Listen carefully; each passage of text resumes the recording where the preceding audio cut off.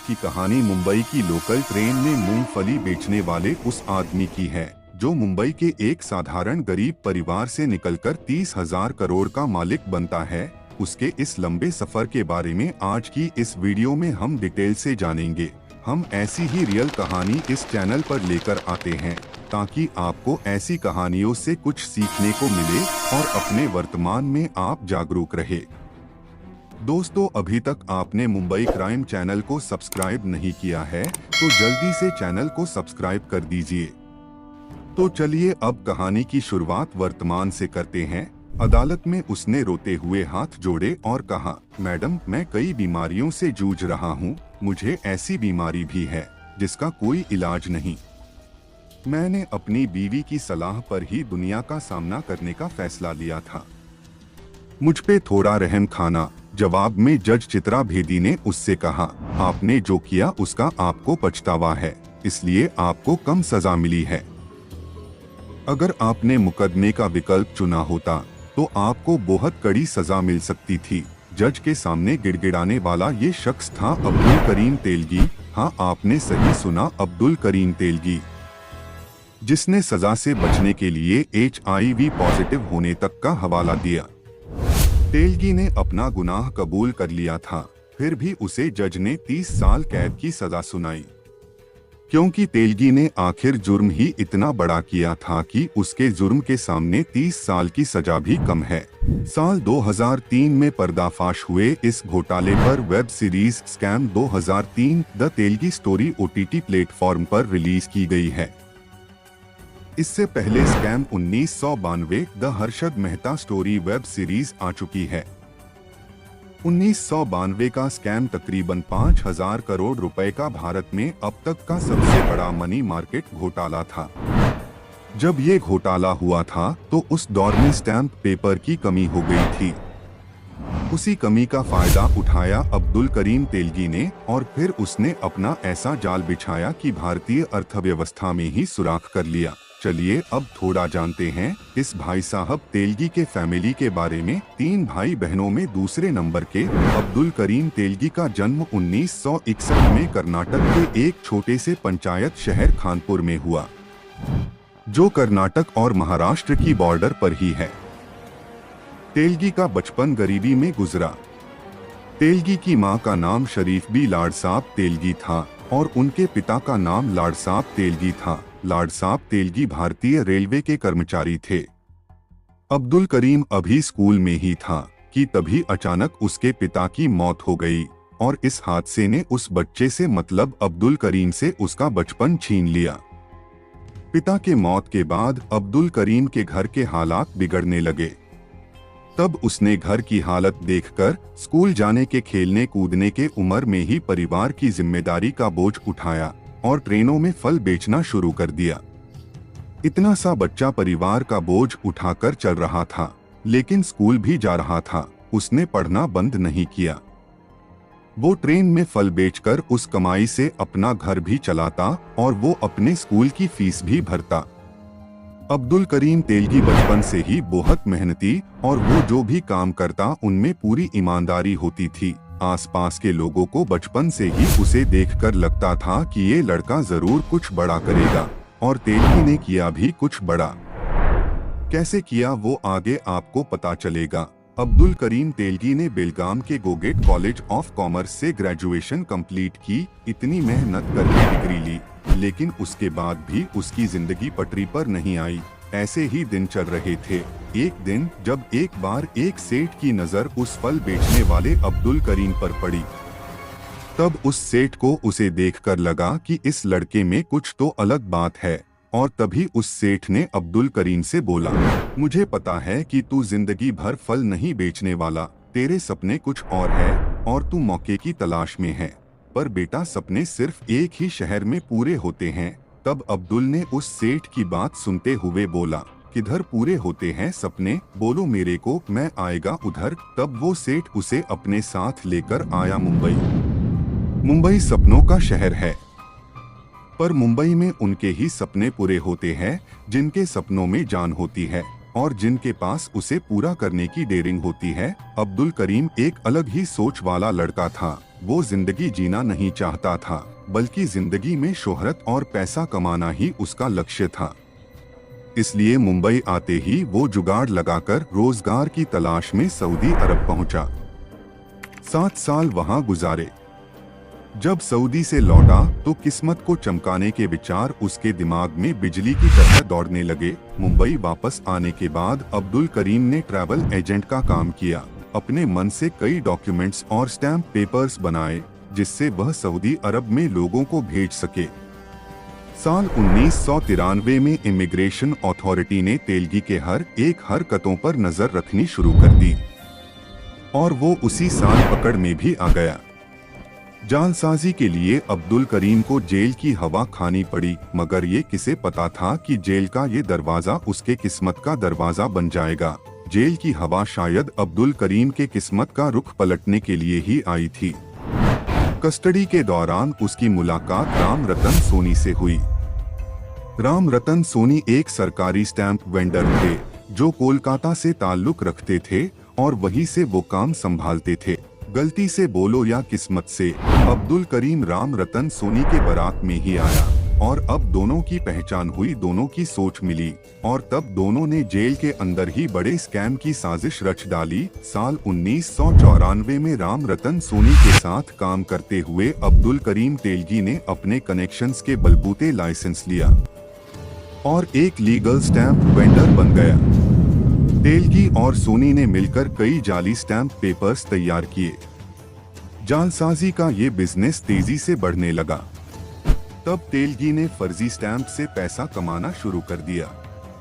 1995 में सोनी और तेलगी के रास्ते अलग हो गए, लेकिन तेलगी फर्जी स्टैंप बनाने के चक्कर में पकड़ा गया। उसका लाइसेंस कैंसिल हो गया, मगर तेलगी अब इतना माहिर हो चुका था कि उसे अब सब मालूम था कि कैसे जाली स्टैंप से पैसा कमाना है।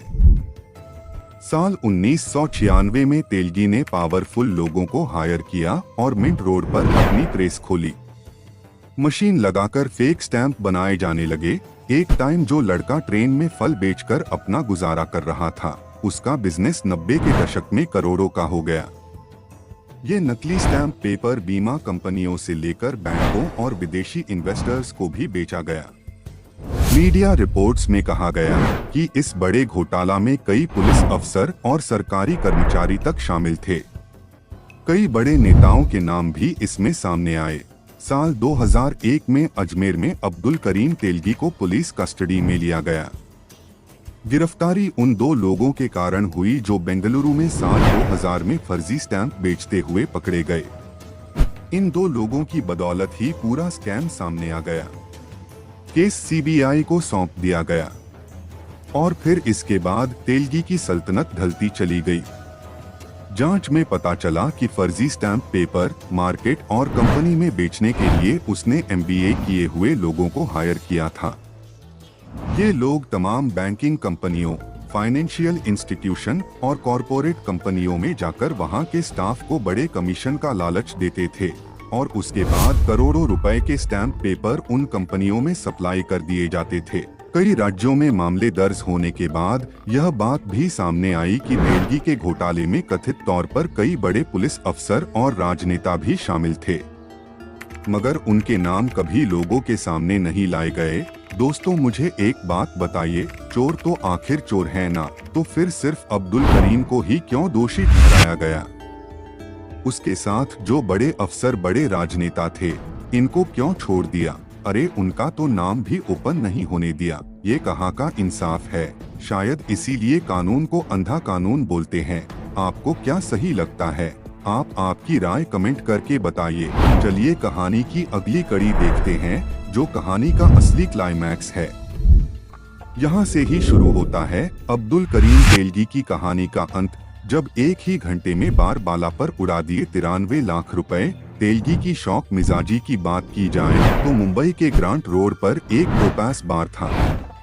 इस बार में हीरा व्यापारियों, स्टॉक ब्रोकर्स, राजनेताओं और क्रिकेटरों का आना जाना लगा रहता था। साल 2002 में तेलगी की गिरफ्तारी से करीब 2 महीने पहले की बात है। नवंबर में मुंबई में सर्दी बढ़ने लगी थी। लेकिन उस रोज तेलगी टोपाज बार में आया और उसने उस दिन मुंबई में गर्मी बढ़ा दी, क्योंकि उस दिन उसे एक बार डांसर पसंद आ गई थी।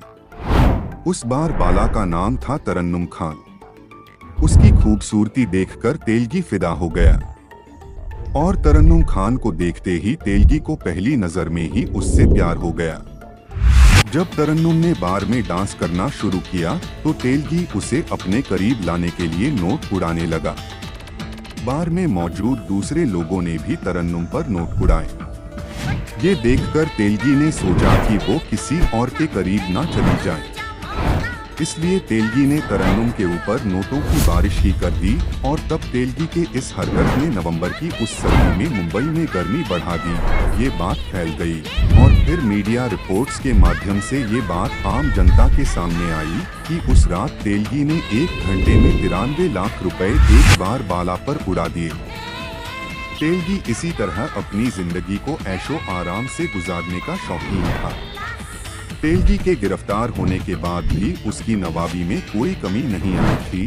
9 जनवरी 2003 को जब स्पेशल इन्वेस्टिगेशन के अधिकारियों की एक टीम ने तेलगी के कुलाबा वाले फ्लैट का दौरा किया, तब वहां का नजारा देखकर वो अधिकारी दंग रह गए, क्योंकि तेलगी उस समय मुंबई क्राइम ब्रांच की हिरासत में था। तेलगी मुंबई क्राइम ब्रांच के हिरासत में होने के बावजूद भी अपने फ्लैट में बैठकर बड़े आराम से शानदार भोजन कर रहा था और 3 पुलिस एस्कॉर्ट वहीं पर बाजू में ही सो रहे थे और 2 पुलिस निरीक्षक जिन्हें तेलगी पर नजर रखनी थी वो गैरहाजिर थे। इसके बाद अगस्त में तेलगी फिर से अखबारों की सुर्खियां बना जब पूर्व डीआईजी डी रूपा ने कहा कि परप्पाना अग्रहारा सेंट्रल जेल के अधिकारी तेलगी को स्पेशल ट्रीटमेंट दे रहे हैं, उसकी मेहमान नवाजी कर रहे हैं। उस वक्त तो खबरें ये भी आईं कि तेलगी के साथ ऐसे कैदी रखे गए हैं जो उसके शरीर की हर रोज मालिश करते हैं।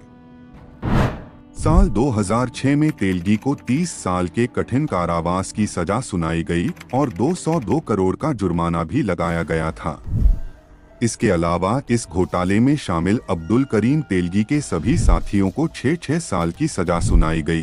तेलगी को क्या मिली सजा? 2007 में तेलगी को फर्जी स्टैंप घोटाले का दोषी ठहराया गया। 30 साल की कैद और 202 करोड़ रुपए का जुर्माना लगा। कोर्ट ने इस मामले में 43 अन्य आरोपियों को भी सजा सुनाई। इनमें अधिकतर वो लोग थे जिनको तेलगी ने फर्जी स्टैंप बेचने के लिए हायर किया था। तेलगी अब जेल में था, मगर वो जेल से भी अपना कारोबार चलाने लगा था। मीडिया रिपोर्ट्स में सामने आया कि कुछ पुलिस अधिकारियों ने तेलगी को जेल में मोबाइल इस्तेमाल करने की छूट दी थी और उसको मोबाइल भी दिया था, जिसका इस्तेमाल तेलगी अपना कारोबार चलाने के लिए कर रहा था। जब तक जेल अधिकारियों को पता चला और नंबर को सर्विलांस पर रखा गया, तब तक तेलगी ने अपना सिम ही बदल दिया। तेलगी को मधुमेह, हाई ब्लड प्रेशर और एड्स जैसी गंभीर बीमारियों ने जकड़ रखा था। साल 2017 में अब्दुल करीम तेलगी का मल्टीपल ऑर्गन फेल्योर हुआ। उसे बेंगलुरु के सरकारी अस्पताल लेकर पहुंचे, लेकिन तब तक शायद देर हो चुकी थी। डॉक्टरों ने उसे मृत घोषित कर दिया था। दोस्तों, आज की कहानी यहीं पर समाप्त होती है। जाने से पहले देखते हैं कि आपको कहानी कितनी याद है, तो चलो उसके लिए तेलगी पर कुछ सवाल जवाब खेलते हैं। पहला सवाल, अब्दुल करीम तेलगी कौन था? जवाब, अब्दुल करीम तेलगी भारत में फर्जी स्टाम्प बनाकर 30,000 करोड़ का घोटाला करने वाला मास्टरमाइंड था। दूसरा सवाल, तेलगी का जन्म कब और कहां हुआ था? जवाब, अब्दुल करीम तेलगी का जन्म 1961 में महाराष्ट्र के खानपुर इलाके में हुआ था। तीसरा सवाल, नकली स्टैंप घोटाले में तेलगी को कितनी सजा मिली? जवाब, तेलगी को 30 साल की कठोर कारावास की सजा सुनाई गई थी। चौथा सवाल, तेलगी की मौत कब और कैसे हुई थी? जवाब, तेलगी की मौत साल 2017 में मल्टीपल ऑर्गन फेल्योर से हुई। तेलगी को एड्स भी था। अगर आपको हमारी वीडियो बनाने की लगन और पैशन पसंद आई हो तो इस वीडियो को लाइक और शेयर जरूर करें। दोस्तों, अगर आपने अब तक हमारे मुंबई क्राइम चैनल को सब्सक्राइब नहीं किया है तो जाने से पहले इस चैनल को सब्सक्राइब जरूर कीजिए और बेल आइकन बटन भी दबाइए। क्राइम की दुनिया से जुड़ी ऐसी ही सच्ची कहानियाँ सुनने के लिए हमारा साथ दीजिए। आपका दिन शुभ हो। धन्यवाद। जय हिंद।